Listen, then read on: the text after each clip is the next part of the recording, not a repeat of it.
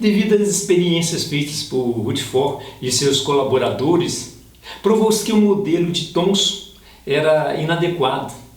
Então Rutherford propôs um novo modelo atômico. Nesse novo modelo, toda a carga positiva se encontra na região central do átomo, chamada de núcleo do átomo. Isso explicaria a grande deflexão de uma partícula alfa ao tentar passar por essa região. Ela sofreria uma grande repulsão colombiana. Lembrando que as partículas alfa já havia sido deduzidas a sua carga como sendo uma carga positiva. Assim, foi possível também a dedução feita para o núcleo do átomo.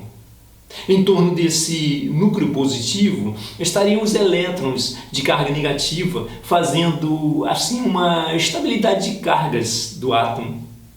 Tudo parecia resolvido. Um modelo atômico de um núcleo positivo com elétrons a seu redor, mas surgiram vários questionamentos. Como estariam esses elétrons? Se caso eles estivessem ao redor do núcleo, poderiam ser atraídos pela força colombiana e novamente cairíamos no pudim de passas. Passou-se então para um sistema semelhante ao sistema planetário, em que os planetas giram em torno do Sol, assim os elétrons girariam em torno do núcleo.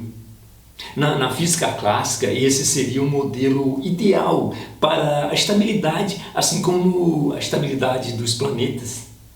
Mas surge, porém, nessa comparação entre os elétrons com os planetas, é que os elétrons possuem carga. Isso faz com que eles estejam constantemente acelerados em torno do núcleo. E pela teoria eletromagnética, todos os corpos acelerados, carregados eletricamente, irradiam energia, chamada energia eletromagnética. E pela lei da conservação da energia, essa energia perdida viria de uma outra forma de energia que seria sacrificada, a energia cinética do elétron. Isso faria com que o elétron se movesse em uma órbita em espiral. Isso faria com que ele caísse no núcleo, houvesse um colapso. Então, novamente, Niels Bohr entra nesse cenário. Niels Bohr não deixou de lado o modelo atômico de Rutherford e tentou criar um outro modelo. Ele aceitou esse modelo e deteve na explicação energética para a trajetória do elétron em torno do núcleo. Uma coisa curiosa que me chamou muita atenção na personalidade de Niels Bohr é que ele tinha a humildade de aceitar as ideias de outra pessoa e tentar aperfeiçoá-la. Isso é muito importante para que haja um avanço, né? Coisa que a maioria das pessoas rejeitam ideias alheias por orgulho próprio e acabam reinventando a roda. Bohr se baseou nas diversas experiências na época realizadas por vários cientistas, baseadas no espectro de emissão atômica de vários elementos. Para conseguirmos entender melhor, eu vou explicar melhor o que vem a ser esse espectro atômico. Em vídeos anteriores eu expliquei o espectro. Agora eu vou me deter especificamente no espectro atômico. Para um melhor entendimento, observem a aparelhagem usada para se obter um aspecto atômico. Coloquei aqui uma ilustração bastante rudimentar para uma facilitação didática. Sabemos que a luz branca, né, ela é composta por diversas radiações que pode ser decomposta por um prisma. Na aparelhagem, a amostra gasosa, ou que pode ser líquida ou sólida, basta vaporizá-la e ela é atomizada e encerrada dentro de um recipiente de vidro que deixará a luz passar. A seguir passará por uma fenda em um anteparo. E o feixe resultante atravessa um prisma que irá decompor as radiações e observa-se essas radiações absorvidas, né? As riscas ou bandas negras são as radiações absorvidas. Devido à fenda no anteparo, o aspecto obtido ocorre em forma de linhas. E para os átomos livres tem um aspecto discreto, ou seja, não contínuo. E esse espectro formado é característica de cada elemento. Tanto que foi desenvolvida até a chamada espectroscopia, né? Para análise química de elementos em uma amostra. Um espectro bastante simples é o espectro do átomo de hidrogênio. E isso realmente é de fácil compreensão, devido a ser um átomo de um só elétron, né?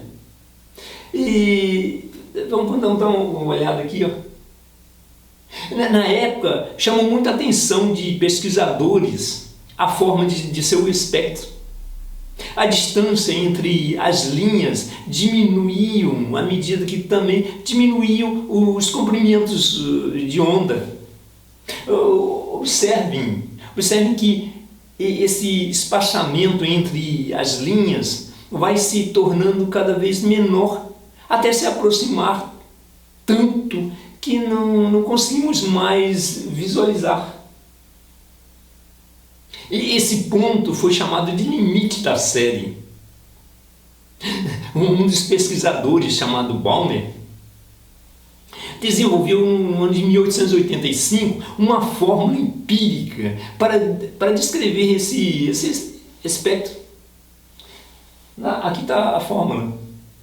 Sendo o lambda o comprimento de onda de cada linha e n a sequência numérica das linhas, começando pelo número 3. Agora observe na figura uma coisa interessante. Essa sequência ela tende ao infinito. O comprimento de onda está em angstrom. Pode ser também nanômetro, né? Então, usando o raciocínio matemático de limites e pela fórmula de Balmer, quando n tende ao infinito, o n ao quadrado será um número muito grande. Com isso, a subtração por 4 será desprezível, né? Então teríamos dois números grandes dividindo. Com isso atenderemos à unidade. Logicamente, obteríamos lambda como o limite de 3645.6, né? O chamado limite da série. Agora isso, vários pesquisadores tentaram obter outras formas empíricas para o espectro de outros elementos. Surgiu então em 1890 a ideia do pesquisador Heisenberg, que achou conveniente se trabalhar matematicamente com o inverso dos comprimentos de onda. Ao invés deles naturalmente. Com isso ele aproveitou a própria fórmula de Balmer. Se você fizer um cálculo simples na equação de Balmer, né, chegará a essa fórmula aqui, ó, onde o RH é chamada a constante de Heisenberg e seu valor é esse valor aqui, ó. Bom, isso abriu caminho para o desenvolvimento de diversas fórmulas para diversos elementos. Quanto ao átomo de hidrogênio, especificamente, né, nós temos 5 séries que podemos colocá-las em um quadro, né, em um quadro específico. Um quadro assim especificando, tá? Observe no quadro que a fórmula generalizou a aplicação para diferentes fontes de radiação. não apenas para a radiação da luz visível. Os experimentos foram feitos com diferentes fontes de radiação. É por isso que temos várias séries do espectro do hidrogênio. Para termos o aspecto de absorção, a aparelhagem usada é a mesma, porém a fonte deverá emitir uma radiação contínua. O resultado na chapa fotográfica é que faltam algumas linhas. Essas linhas que faltam representam um conjunto de ondas que devem ter sido absorvidas pelos átomos da amostra. Agora veja e faça uma comparação entre os dois espectros de absorção e emissão do átomo de hidrogênio. Baseado em todos esses estudos em cima do espectro de emissão e de absorção, Bohr reuniu todas essas evidências e explicou esses fenômenos.